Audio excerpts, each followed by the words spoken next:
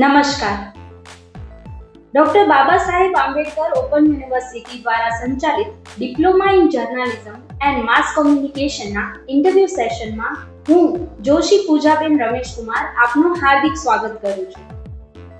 આજે આ ઇન્ટરવ્યૂ સેશનમાં આપણી વચ્ચે ઉપસ્થિત છે કચ્છના જાણીતા સર્જક ડૉક્ટર ગૌતમભાઈ જોશી સાહેબ, જેઓ પોલીસ ખાતેમાંથી નિવૃત્તિ પામેલા છે. સૌપ્રથમ તો હું આપનું હાર્દિક સ્વાગત કરું છું. નમસ્કાર પૂજાબેન, આપનું સ્વાગત છે. Thank you. મારો પ્રથમ આપને સવાલ છે કે આપ પોલીસ ખાતામાંથી નિવૃત્ત થયા છો, તો સર્જક તરીકે આપને આપની કારકિર્દીની શરૂઆત કેવી રીતે અને ક્યારે કરી? બહુ સરસ પ્રશ્ન શરૂઆતમાં તમે પૂછી લીધું છે. મને પોલીસ ડિપાર્ટમેન્ટમાં હતો એનાથી પહેલા હું સર્જક હતો. હું જ્યારે અભ્યાસ કરતો હતો ત્યારે શાળા નંબર 7માં અમારા શિક્ષક હતા પ્રાણગીરી ગોસ્વામી. પ્રાણગીરી ગોસ્વામી એટલે કચ્છના સારા અચ્છા ઇતિહાસકાર અને નાટ્યકાર. એ મારા હેડમાસ્ટર હતા. એમના જોડે દર શનિવારે બાળ વિભાગમાં મારે નાટક રજૂ કરવાની જવાબદારી જે તે વખતે પ્રાથમિક ધોરણમાં મારી હતી. એટલે તમે એમ સમજી શકો છો કે ગળથુથીમાં મને બાળપણથી જ નાટક અને સાહિત્યની જેને કહેવાય કે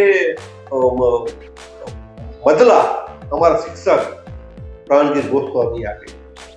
અને પોલીસ ખાતામાં રહ્યા પછી હું પોલીસ ખાતામાં 79માં ભરતી થયો, પણ 78 થી કચ્છના કચ્છ મિત્ર ની અંદર દિલજી ગાલિયો વિભાગ આવે છે. એમાં પ્રથમ વાર્તા 1981માં મેં લખેલી અને એ વાર્તા પોલીસ ખાતાએ પણ વખાણેલી. અને આજ કરતા 37 વર્ષની મારી સર્વિસ થઈ અને હું સીઆઈડી ખાતામાં પીએસઆઈ તરીકે રહ્યો અને ત્યાંથી નિવૃત્તિ પછી ફૂલ ફોર્મ સાહિત્યકાર તરીકે આપણી સમક્ષ આવ્યો છું. આપે કહ્યું કે આપણે દિલજી ગાલિયો કચ્છ મિત્રના સમાચાર પત્રમાં આપતા હતા, તો એ તો કચ્છી સર્જન છે. તો એના સિવાય આપણે ગુજરાતી કે બીજી કોઈ ભાષાઓમાં સર્જન કરો છો? તો એના વિશે જણાવો ને. આપની મનપસંદ કૃતિ કઈ છે? જી, હું બેન ગુજરાતીમાં અને કચ્છીમાં અને હિન્દીમાં ત્રણેય ભાષાઓમાં લખું છું. ખાસ આકાશવાણી ભુજ ઉપર મારી ટૂંકી વાર્તાઓ હું રજૂ કરતો. જ્યારે હવે આકાશવાણીમાં નથી, પણ આકાશવાણી જે તે વખતે મને બહુ સારા ટોક આપતી. અને એ ઉપરાંત હું કચ્છી ભાષામાં કચ્છ મિત્રમાં લખતો, પગડંડીમાં લખતો, મુંબઈના કચ્છ રચનામાં લખતો. અને આપને કહી દઉં કે મારી પ્રથમ નવલકથા, કચ્છી સાહિત્યની પ્રથમ નવલકથા પણ મેં કચ્છી ભાષામાં લખી છે, બેકાર હોમકા. અને એને જે તે વખતે મનુભાઈ પંચોલી દર્શક ગુજરાત સાહિત્ય અકાદમીના અધ્યક્ષ હતા. તેઓના વરદ હસ્તે મને પ્રથમ પુરસ્કાર જે તે વખતે મને મળેલો છે. એટલે ગુજરાતી, કચ્છી અને હિન્દી ત્રણેય ભાષાઓમાં હું વાર્તાઓનું સર્જન કરું છું અને કવિતાઓ પણ. આપે કહ્યું કે કચ્છી ભાષામાં આપ લેખન કાર્ય કરો છો. હિન્દી અને ગુજરાતી તો સમજ્યા કે બધાને આવડે, બધાને વાંચતાય આવડે અને એની એક લેખન શૈલી પણ છે. પણ કચ્છી ભાષાની એવી કોઈ લેખન શૈલી નથી. આપણે ગુજરાતીમાં જ કચ્છીને લખતા હોઈએ છીએ. તો એ લેખન કાર્ય કરતી વખતે આપને કેટલીક અડચણો આવતી હશે અને એમાંથી લેખન કાર્ય કરવું કેટલું સરળ થઈ જાય છે, એના વિશે જણાવશો? જરૂર. કચ્છી ભાષા બેન આજથી 6000 વર્ષ જૂની ભાષા છે. પણ જોવાનું એ છે કે એ સંસ્કૃતમાંથી આવેલી ભાષા છે, પણ એની લિપિ નથી. લિપિ ન હોવાને કારણે થોડો સમય સુધી આપણે દેવનાગરીમાં લખી, પછી હવે ગુર્જરીમાં આપણે લખીએ છીએ. પણ ગુર્જરીમાં લખતા અમુક શબ્દો છે કે જે આપણે ગુજરાતીમાં બ્લાકડીની અંદર કે બ્લાકડીમાં કાઢી નાખીએ છીએ. અંગ કોઈનું નહીં. એક તો આવા જે શબ્દો છે કચ્છીમાં અગત્યના છે. મોંગ, અંગ, ડનન, મોંગન, આ શબ્દો તમે કચ્છીમાં લખવું હોય તો એ અંગનો ઉપયોગ તમારે કરવો જોઈએ, તો શુદ્ધ તમારી કચ્છી ભાષાનો ઉચ્ચાર થાય. બાકી ગુજરાતી ભાષામાં કચ્છી લખાય છે અને મને તો સરળતાથી લખતા આવડે છે. હું તો એમ ઈચ્છું કે આજે બધાએ સરળતાથી અંગ મોંગ ને લખી શકે તો જ સાચી કચ્છી ભાષા કહેવાય. આપ ભાષા સંવર્ધનના આટલા પ્રયત્નો કરી રહ્યા છો, તો એના એક બે અનુભવ તમે જણાવશો કે સારા નરસા? ભાષા સંવર્ધન માટે બેન જુઓ કે અમે તો મને યાદ છે ત્યાં સુધી 1975 થી કચ્છી સાહિત્ય સભાનું અમે ઘડતર કર્યું. એ વખતે જેઠમલ મડૈયારભાઈ એના અધ્યક્ષ હતા અને માધવ જોશી મંત્રી હતા અને ખજાનચી તરીકે ધનજી ભાનુશાળી હતા, બ્રજ ગજગંધ હતા અને અમે બધા સભ્યો હતા. કચ્છમાં, સમગ્ર કચ્છમાં કચ્છી ભાષા જીવંત રહે એના માટે જે તે વખતે અમે પ્રયોગો કરતા હતા અને એમાં પણ ખાસ હલો મલો સર્જક એ શ્રેણી અંતર્ગત જે પ્રતાપરાય ત્રિવેદી હતા, કે આપણા પ્રભાશંકર ફડકે હતા, કે જૂના કવિ અબ્દ હતા, એમને અમે બોલાવતા અને એ જે સાહિત્ય અમારું રજૂ કરતા એને અમે કંઠોપકટ કરતા અને સાહિત્ય સાથે પુસ્તકો બનાવતા કહેતા ઓરિજિનલ કચ્છીને સાચવનારા આ છે. તો આ જે કામ છે ને એ અમે વર્ષોથી કરીએ છીએ અને જોવાનું એ છે કે એમાં સમગ્ર કચ્છ અમારે જોડે છે. અમને દરેક જગ્યાએ પ્રોત્સાહન આપે છે, ટ્રસ્ટીઓ આપે છે, શ્રેષ્ઠીઓ આપે છે. ખૂબ સરસ. આપને ગુજરાતનો સર્વોચ્ચ એવો નર્મદ ચંદ્રક પુરસ્કૃત કરવામાં આવ્યો છે, તો એ કૃતિ વિશે થોડું જણાવશો? બેન, હું નિવૃત્તિ પછી 2013માં નિવૃત્ત થયો. 2013 થી લઈને 2019 સુધી કચ્છ મિત્ર તરફથી મારી મનગમતી કોલમ માટે મેં રજૂઆત કરી કે મને નાટક ઉપર કંઈક કામ કરવું છે, સંશોધન કરવું છે, કારણ કે આ નિવૃત્તિ પછી કચ્છના ગામડાઓ મારે ફરવા છે. તો જે તે વખતે કચ્છ મિત્રના તંત્રી દીપકભાઈ ભાકરને મારી જે માંગણી સ્વીકારી અને મને એમને કોલમ આપી રંગમંચ. અને એ રંગમંચના લીધે સમગ્ર કચ્છના 140 ગામ હું ફર્યો અને દરેક ગામની અંદર વયોવૃદ્ધ જે જૂની રંગભૂમિના કલાકારો છે એને રૂબરૂ મળ્યો, એમના અનુભવો મેં જાણ્યા, એમના પાસેથી સંવાદો જાણ્યા, નાટકના છપ્પા, નાટકના ગીતો, નાટકના દુઆ, એ બધાએ મને એટલા આકર્ષી ગયા, કારણ કે મારો તો શોખ પહેલેથી નાટકનો હતો. એમાં આ કામ મને મળ્યું.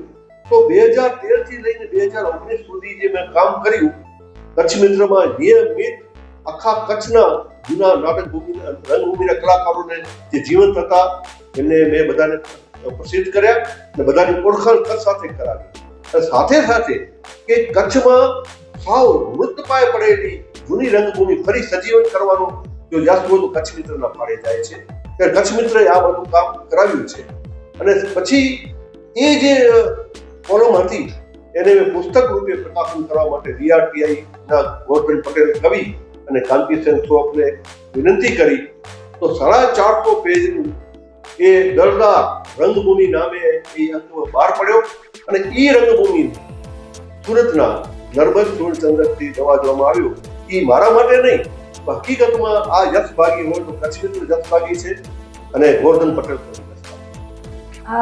એમ કહેવાય કે અનુભવ ઘણું બધું શીખવે છે અને આપની પાસેના જે અનુભવો છે એ કચ્છના યુવા લેખકોને અને સર્જકોને ઘણું બધું શીખવવા માટેના એક પુલ સમાન બની રહેશે. તો તમને જે માનદ ડોક્ટરેટની ડિગ્રી એનાયત કરવામાં આવી છે ગ્લોબલ હ્યુમન પીસ યુનિવર્સિટી દ્વારા, તો એના માટે ખૂબ ખૂબ અભિનંદન. પણ એના અનુભવો આપ અમને જણાવો. ધન્યવાદ બેન. આના માટે મારી આ કચ્છી ભાષા અને રંગભૂમિની જે આ સિદ્ધિઓ છે એ આદરણીય કચ્છ શક્તિના તંત્રી હેમરાજભાઈ શાહ મને દુલેરાય કારાણી એવોર્ડ આપવા માટે 2025માં ફેબ્રુઆરી માસમાં કચ્છ આવેલા. એ વખતે એમણે કીધું કે ગૌતમભાઈ આવું બધું તમે કામ કરો છો, તમને તો ડોક્ટરેટ ડિગ્રી આપવી જોઈએ. અને મેં તો કીધું કે સાહેબ મારે તો મારી નિષ્ઠાથી મારી ભાષાની સેવા કરવાની છે, કોઈ પદવી માટે કે કોઈ હોદ્દા માટે હું કામ નથી કરતો. કે નાના તમે તમારી માહિતી આપો.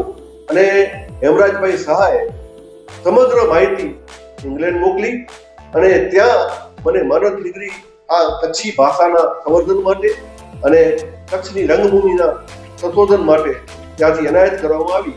અને ગોવા ખાતે એ 17મી મેના હું રહેવા ગયો અને ખૂબ જ જેને કહેવાય કે માન સન્માન સાથે એમને મારો સન્માન કર્યો. આ માટે તમારા મારફતે અને આંબેડકર યુનિવર્સિટી મારફતે એમના શાહનો હું આભાર માનું છું. Thank you so much sir. એમ કહેવાય ને કે એક મુઠ્ઠી ઉચેરા માણસ આપણે મળ્યા છે, કારણ કે જ્યારે સર્જક એક લેખક, એક કવિ, એક વાર્તાકાર અને એક ઉત્કૃષ્ટ કક્ષાના વ્યક્તિત્વની સાથે જ્યારે મુલાકાત થાય ત્યારે એમના પાસેથી કંઈક સલાહ તો લેવા યોગ જ છે. તો હું આપને એક છેલ્લો પ્રશ્ન પૂછી લઉં સાહેબ કે આપ યુવા સર્જકોને શું સલાહ આપશો? યુવાનોને તો હું એક જ કહીશ કે મોબાઈલને છોડી સાહિત્યનું વાંચન કરો. વાંચવાથી જ સર્જન શક્તિ વિકસે છે અને વાંચવાથી જ તમે કોઈ પણ ભાષાની સેવા કરી શકો છો, તમે કોઈ પણ સારી કોલમ લખી શકો છો, તમારી વાત રજૂ કરી શકો છો, તમારા મનની વાત રજૂ કરી શકો છો. આજના યુવાનો મોબાઈલ પાછળ ગાંડા થયા છે.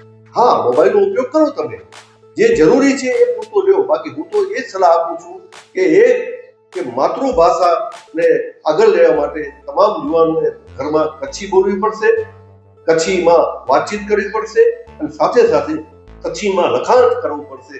તો જ કચ્છી ભાષા જીવંત રહેશે. અને રહી વાત નાટકની, તો નાટક માટે પણ એ જ વાત કરી કે ગુજરાતી હોય, હિન્દી હોય કે કચ્છી હોય, મોબાઈલને છોડી સ્વયં મંચ ઉપર એક સારા કલાકાર તરીકે આપણી જે ભૂમિકા મળી છે ભજવો, એ જ મારી એક આપની અપેક્ષા છે. Thank you so much. ખૂબ ખૂબ આભાર આપનો.